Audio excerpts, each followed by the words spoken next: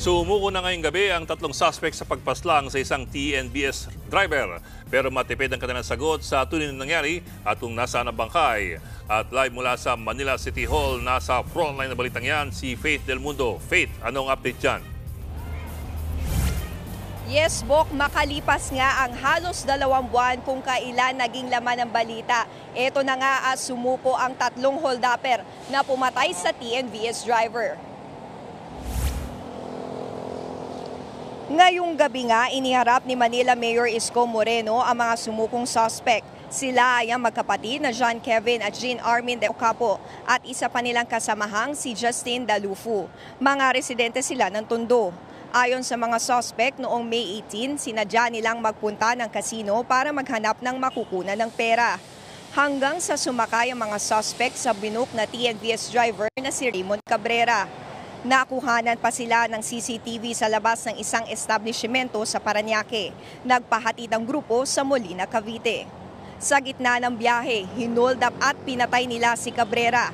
Narinig pa nga sa audio recording ng dashcam ang usapan ng mga hold-upper.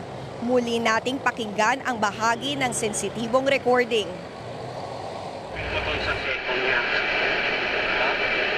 Ay, walang password. Walang password. Kinatarget yung puso. Hindi ko makuha. Tuluyan nyo na. Sa kabila niyan, matipid ang sagot ng mga suspect. Nang tanungin namin sila kanina, sabi pa ni Jean Armin, disgrasya ang nangyari. Habang si Dalufu, umamin naman siya ang nakuhanan ng CCTV na may kinuha sa halamanan. Ayon pa sa mga suspect, sinadya nilang magpunta noon ng kasino para dumiskarte o maghanap ng makukuhanan ng pera. Panay sorry ang sinasabi ng tatlong hold-upper. Hindi raw nila sinasadya ang karumal-dumal na krimen. Pero walang nagsalita sa kanila sa kung nasaan ang bangkay ni Cabrera.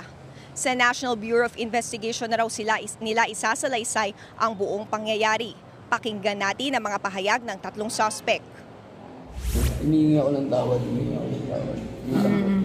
Hindi namin kagustuhan yung lumaban yung tao sa amin.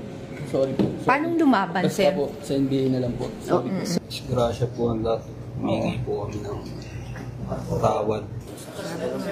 Sabihin sa pamilya na humingi po ako ng tawad habang buhay.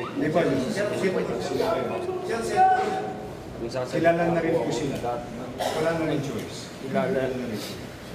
Lahat po ng impormasyon na lahat ng katotohanan.